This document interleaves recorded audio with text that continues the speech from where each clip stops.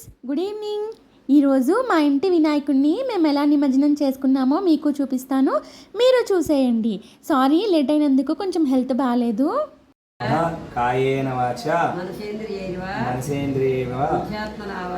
బుద్ధ్యాత్మనా వా ప్రకృతే స్వభావాత్ కరోమి యజ్ఞస్ సకలం పరస్మై నారాయణాయేతి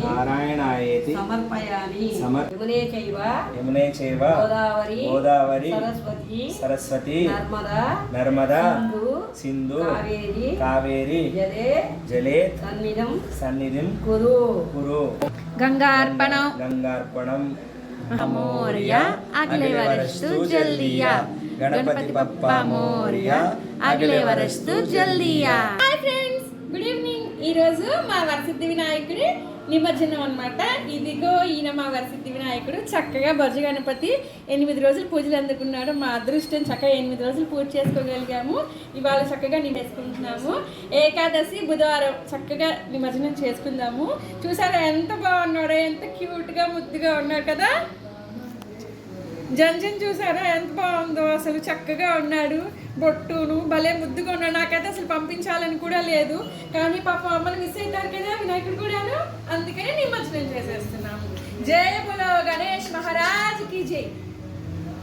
ఇంట్లోనే చక్కగా నిమజ్జనం చేసేసుకుంటున్నాము. ఆల్రెడీ పసుపు గణపతిని చేసేసాము నిమజ్జనము. ఇప్పుడు మన పెద్ద గణపతిని నిమజ్జనం చేస్తున్నాము.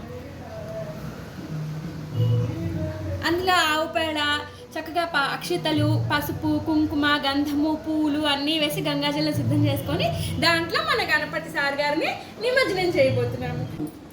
ఓం గం గణపతి నమః. గణపతి పప్పా మోరియా అగిలే వరస్తు జల్దియా, గణపతి పప్పా మోరియా అగిలే వరస్తు జల్దియా, గణపతి పప్పా మోరియా.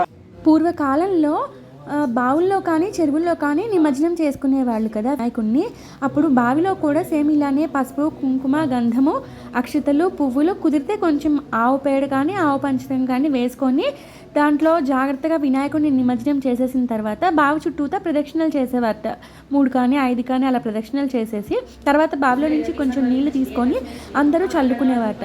ఇక్కడ మేము కూడా అలానే నిమజ్జనం అయిన తర్వాత బకెట్ చుట్టూ ప్రదక్షిణలు చేసేసి తర్వాత అందులో నీళ్లు చల్లుకున్నాము.